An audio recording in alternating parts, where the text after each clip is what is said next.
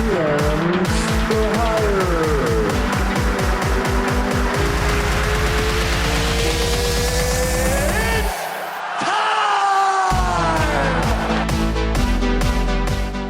Welcome back to GMs for Hire. I'm Matthew Perry alongside Jamil King and RJ Strope. We're back and we have some football to discuss. Today being Sunday, most of the NFL's games were played today, and one that definitely drew our attention, us being Buccaneers fans, at least Jamil and I. RJ, I think, supports them as well as the Panthers to an extent. Oh, yeah. They played Patrick Mahomes and the Kansas City Chiefs today. They fell to the Chiefs 27-24, made it close towards the end, but ultimately could not come back. The Bucs have now lost 3 of their last 4 and are now, I want to say, 3 games back in the NFC South to the New Orleans Saints, who won today against a quarterbackless Denver Broncos team. I wanted to bring this to you guys and kind of see where you guys are at, because I know you guys are the big football guys in this group that we have here, GMs for Hire, and there are definitely some issues with the Buccaneers considering they've lost 3 of their last 4. What's going on with this skid? Jamil, I'll start with you. What are some problems you've been seeing? Honestly, this team, they've been on a little bit of a sketch ever since the game against the Giants. Ever since then, it seems like things haven't been clicking, fully to the capabilities that everybody thought that this team would be clicking on. But I think there's just a couple of different reasons why the Bucs they're in a little bit of a skid right now. And number one, I think it starts with some of the play calling that we see from Bruce Arians and Brian Leftwich together on offense, and then Todd Bowles on defense. Like, for instance, this week they decided to blitz a lot, and against Patrick Mahomes, is that the smartest thing to do? And it looked like it wasn't, because then they left Carlton Davis on the island. Tyreek Hill beats him multiple times for 200 yards and 3 touchdowns. Last week they decided to play heavy zone against Sean McVay and Jared Goff. And if you give Sean McVay a lot of time in that zone, he's gonna pick plays that are gonna pick apart that zone. So I don't see why last week they didn't decide to blitz Jared Goff versus this week you blitz Patrick Mahomes, who is one of the best improvisers in the game we have right now, and his ability to throw on the run and make plays happen on the outside. I just didn't think those were smart decisions on defense. And on offense, I think it comes down to they keep trying to push the ball downfield, and we don't have the O-lines to do that on the outside. Donovan Smith, he's not the best left tackle, especially today. He was playing hurt. Dude didn't practice all week, comes out and plays. Ali Marpet was out 2 weeks with concussion. He plays.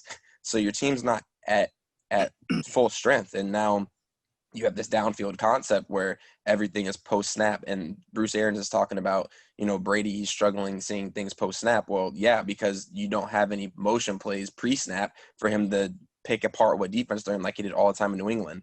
There's no quick hitters, no quick slants, no quick screens, no quick drags. Everything is these long developing plays, and I think that's part of the problem for this team right now. RJ, do you think this is a play calling problem? Do you think this is more of a secondary problem? What are your thoughts, at least defensively? Well, you mentioned a lot there, and yeah, there's a lot that can be unpacked there. The secondary today got just demolished, but that's what happens when you play Patrick Mahomes. I know he doesn't have anything, all the numbers yet. But I don't think I've ever seen anybody play quarterback as good as Patrick Mahomes. This guy, as long as he stays healthy, will end up being the greatest quarterback of all time. Like, this is a guy that it does not matter if you have a lead against him, he's going to come back. Look at what happened last week against the Raiders. Look at what happened in the Super Bowl with the 49ers. And it doesn't matter. And you can't play from behind against Patrick Mahomes, because he doesn't ever let up. They don't ever let their foot off the gas. They just keep going and going and going. So this is a hard team to beat anyway. And we had talked about it before we had got on here. We didn't really expect the Bucs to win this game. I mean, we know the Chiefs are the best team in the NFL. I know the Steelers are still undefeated, but the Chiefs are the best team in the NFL. And it was a big game for them. Patrick Mahomes, I think last year, took the torch from Tom Brady Well, now that Brady's got his weapons and all this new life, into his career and things like that, I think Patrick Mahomes still had something to prove. Like, no, you're not going to take this torch back from me, old man. This is, you gave it to me. I'm going to keep it now. So I think he had a lot of motivation coming into this game. So we talked about the secondary. Secondary's trash in this game, but overall, I still don't think the Bucs have a bad secondary. They're really young. The corners are in their second and third years. One of our starting safeties is a rookie, Antoine Winfield, and I think he's a stud. Oh, yeah, They're just young. It's going to take time. It's going to take reps. And when you play against the greatest quarterback that I've ever seen in my life, you're going to look bad. Offensively, yes, we have got to change up the play calling here. I don't know why. When you have a trash offensive line like the Bucs do and like Tom Brady has to be behind, you can't keep stretching the ball down the field. You don't have the time to do it. You've got to do these little dink and dunk, short slants and crossing routes, whatever. You gotta get the ball out of Brady's hands. And I think we saw earlier tonight, there was a play. They were going down the field. I think they were in the red zone almost, honestly. And Brady gets back to pass, and immediately the rush comes. And instead of taking a sack, he just throws it. It bounces off of a defensive lineman's helmet, goes, 20 feet in the air, and the Chiefs get an easy interception there. Tom Brady has to know better. You got to take the sack. I know you don't want to take a sack because you're 43 years old and you're playing behind a trash offensive line with, I'm sorry, Jamil, you were way too nice, the worst left tackle I have ever seen in my life. Donovan Smith could not stop anything. This guy is an absolute revolving door. You want to get in, just push him over. He's good. It's one of those revolving doors you see out in front of like a shopping mall. It's just constantly moving, constantly getting used. They have got to find a way out of this guy's contract. I don't have the numbers in front of me. I think they can get out of his contract next year. Bro, you absolutely have to do it. This guy is actually trash.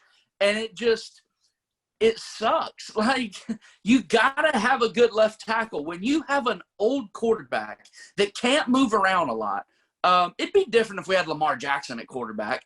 Like, your offensive line doesn't have to be great because he can take off running. I watched it in Carolina for years. We had a trash offensive line, but Cam could pick up the slack and make up for it and do stuff with his legs. Tom Brady's not that. You have got to, solidify this offensive line. You spent a first-round pick on Tristan Wirfs. That guy needs to be the franchise left tackle. I don't care how much money you're paying Donovan Smith. You need to switch the tackles, move Tristan Wirfs to left, put Donovan Smith at right, and then as soon as you can get out of that contract, you absolutely have to, because this guy is single-handedly costing the Tampa Bay Buccaneers football games. So with an offensive line that has seen better days, with Donovan Smith not playing to par, Ali Marpet missing the last couple of weeks, and now I believe AQ Shipley, his career is over. Yeah, he's done. Yeah, he's done. They said he's set to begin his coaching career. How do you fix this? Is it a coordinator problem? Do the Buccaneers need to draft another lineman next year? Maybe not first round like Wirfs, but maybe third, fourth round, somewhere in the middle.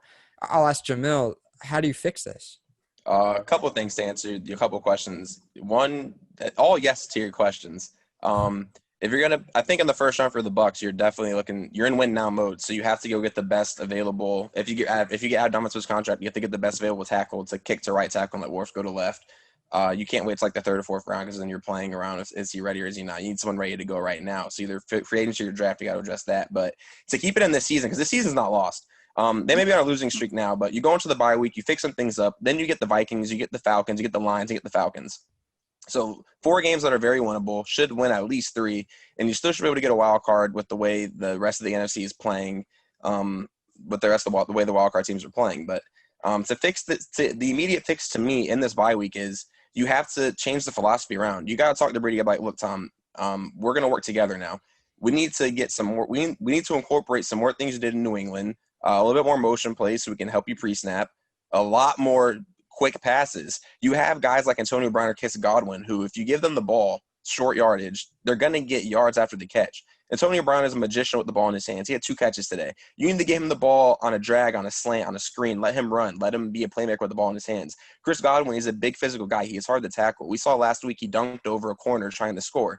This man is physical with the ball. You give him the ball in space, he can make things happen. So to me is you just have to simplify the offense a little bit more, run the ball a lot more. This team has been bad when you don't run. I think last week against the Rams, they ran the ball maybe 5 times in the second half. The Rams knew they were going to pass, so that they could sit back with 2 high safeties and pick apart. They could do whatever they wanted. So to me, it comes down to philosophy and changing things around to make it easier for the whole offense. RJ, similar thoughts, or are you going a different direction? Yeah, no. Listen, I'm not going to sit here and press the panic button yet. They're 7-5. Like, this is still – you're above 500 in 2020 with a new quarterback and no offseason and everything. Like, the season could have completely fallen apart, but it didn't. They're 7-5. They still hold a wild card spot. I still think that they're one of the best rosters in the NFC. This season is not lost. I know we want to look at, how to get out of Donovan Smith's contract and what they got to do in the draft and things like that. You mentioned a few things there, Jamil. The season is not lost. Absolutely not. If they get this thing together and they start clicking, this team is still good enough to go to the Super Bowl because I just don't see anybody in the NFC that they should be scared of. Seattle can't stop anybody. Green Bay, although they're waxing Chicago right now, I still don't really believe in them. The NFC East, don't get me started.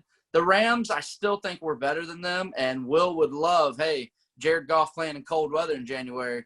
Come on, we know all about that. Sure. The Cardinals are struggling just to make sure they're in the playoffs. And if we see the Saints for a third time, come on, you got to get one of them, right? You wouldn't think they'd lose 3 times in 1 year. Hey, I mean, the Saints are bad in the playoffs anyway.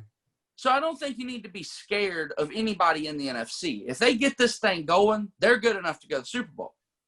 You mentioned running the ball. We need a running back. I'm sorry, Ronald Jones, I know he's looked better this year, but this is just not a number 1 for me. Leonard Fournette has not played well at all when he's on the field. He never plays. LaShawn McCoy, has he taken a single snap for the Bucs? He got 1 snap today in the red zone. 1 snap. I literally have not seen him on the field the entire year. And that is your best pass-catching running back. Something that Tom Brady did a ton of in New England was throw to his running backs. James White was a Super Bowl MVP because Brady was constantly throwing to him. Why do we not have a running back that can catch the ball out of the backfield? Fournette can't do it. We don't play LaShawn McCoy. Ronald Jones is way too inconsistent. You mentioned taking the best tackle in the first round. How about you just take the best pure player? If you're in win-now mode, unless he's like a linebacker, like something we don't need, you got to take the best player. And I'm just going to go ahead and throw this out there. The best player on the board when the Bucs are set to draft, I know we got a long way to go, it's more than likely going to be Travis Etienne, the running back out of Clemson.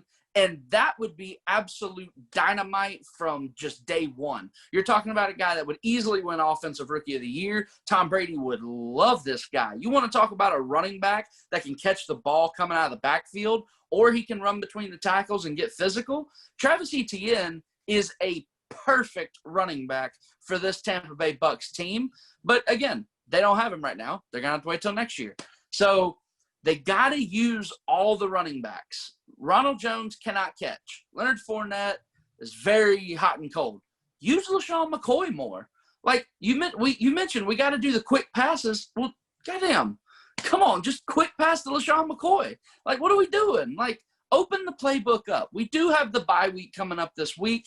They got to sit down and figure out how are we going to make this work. It shouldn't take all the way to week 12 for Bruce Arians, Byron Leftwich, and Tom Brady to have this conversation, but better late than never, I guess. But we got to figure out what is it going to take for this offense to finally click and take off. Yeah, running back has definitely been a problem with this team. I think people also forget they picked Keyshawn Vaughn, who's played maybe 2 games this season. Yeah, he's been inactive. It is frustrating to see Brady try to throw the ball to these running backs, and they just can't catch. If Leonard Fournette's your pass-catching back, to me that's a problem. None of the running backs on this roster were known for their hands. Ronald Jones is coming out of the draft.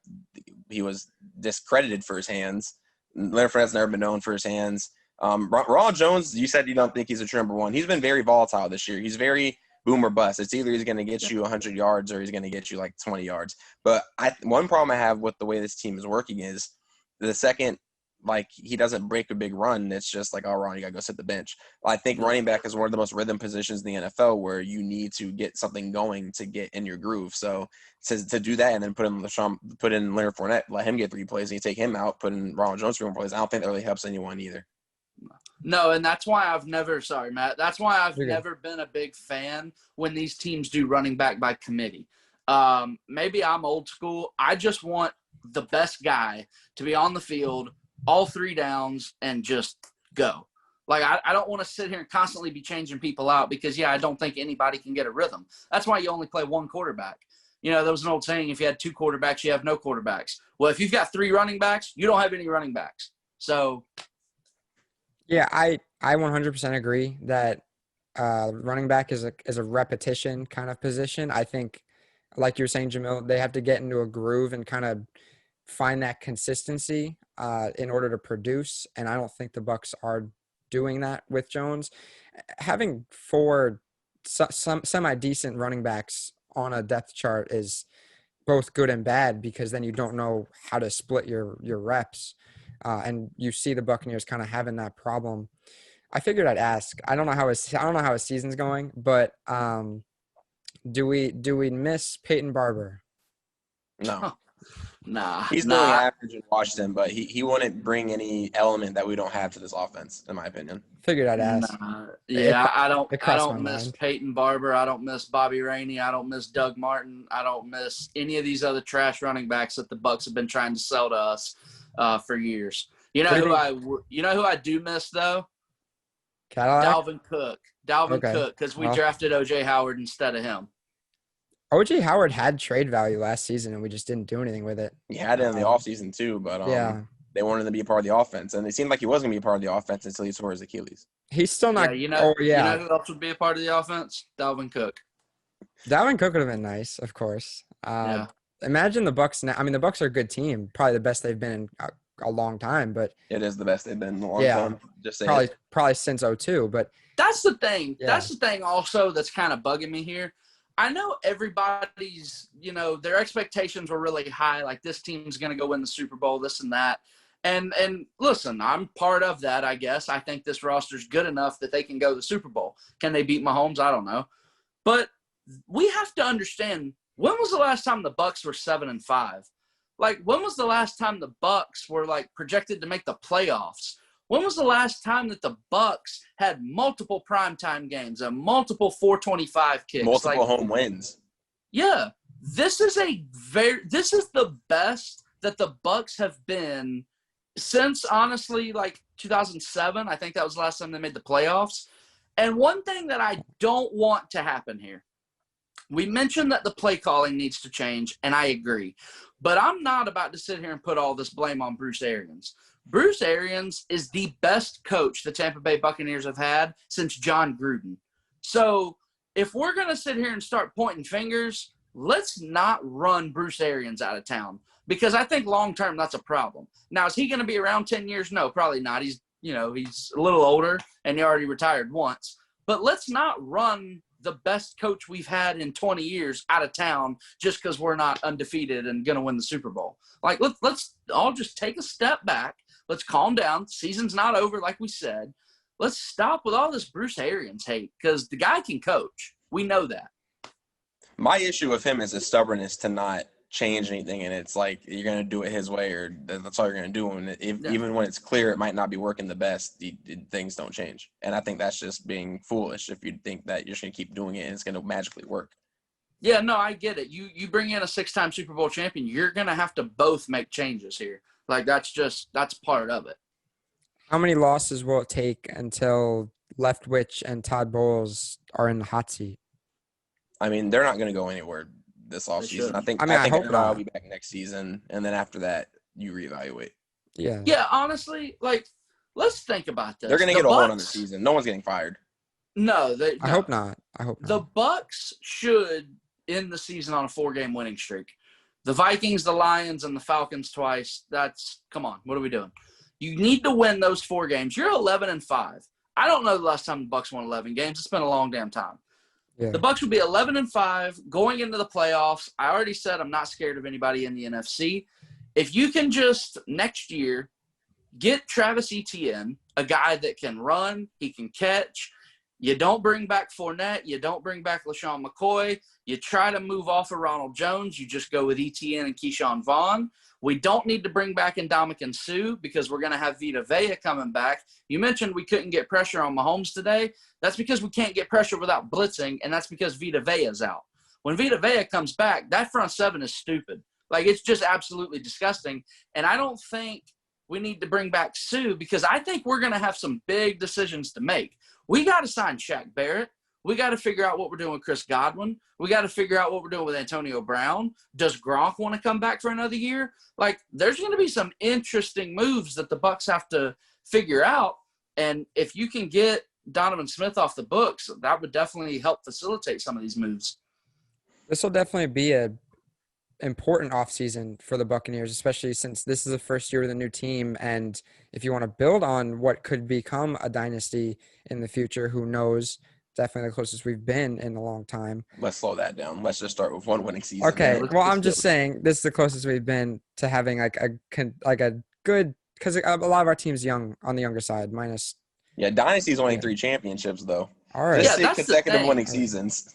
That's the thing. I know we're in win now mode, but we have great young players. Like, we don't need to that's mortgage the best the part. future here. Yeah, like, we've got some great young players. So it's kind of an interesting position the Bucs are in.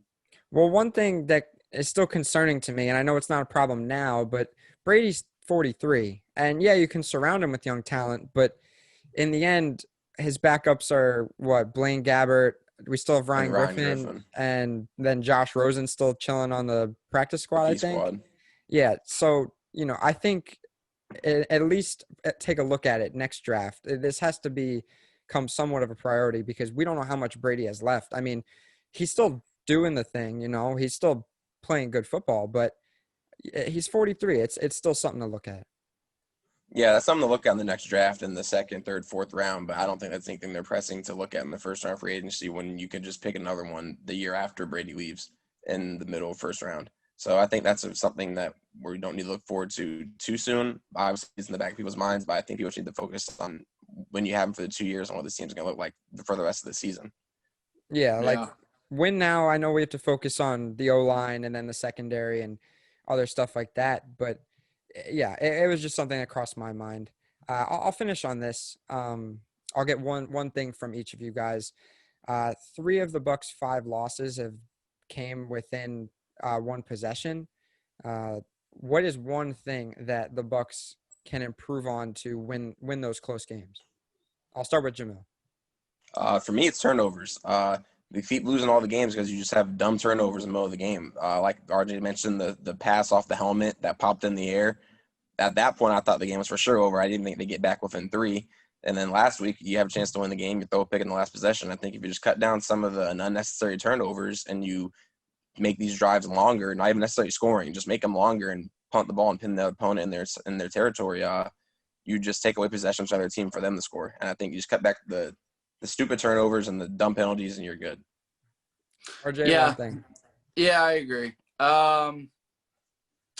Yeah. I saw a stat where I think Brady's had 4 games this year where he's thrown multiple interceptions, and the Bucs are 0-4 in those games. At least last year, we won 7 games with a quarterback that threw 30 interceptions. So I don't know. We were figuring out ways to win despite the interceptions, and this year we can't.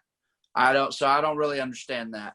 You mentioned 3 games we lost by 1 possession. Yep. Today you couldn't cover Tyreek. What was it, last week against the Rams? You're driving down the field, you're gonna win, throws an interception, and then the Bears game was a 1 possession game, right? Yep. Nobody was 19-20. Yeah, nobody was healthy for that game. So the Bears lost. That's kind of whatever. Godwin, Vita Vea, Mike Evans, nobody was healthy for that game. And that was the game they pretty much controlled for most of the game. Yeah, I get it, but at least you have an excuse with the injuries, These last 2, there's really no excuse. It's the turnovers. Yeah. Minnesota, Detroit, 2 games against the Falcons to close out the Bucs season. Bye week coming up. Changes have to be made, whether to the play calling or how they're using players. But yeah, hopefully the Bucs can get out of this little skid they've been on, little rough patch, and figure things out, head into the playoffs on a high. For Jamil, for RJ, I've been Matthew Perry. We've been the GMs for Hire, and we'll see you guys next time.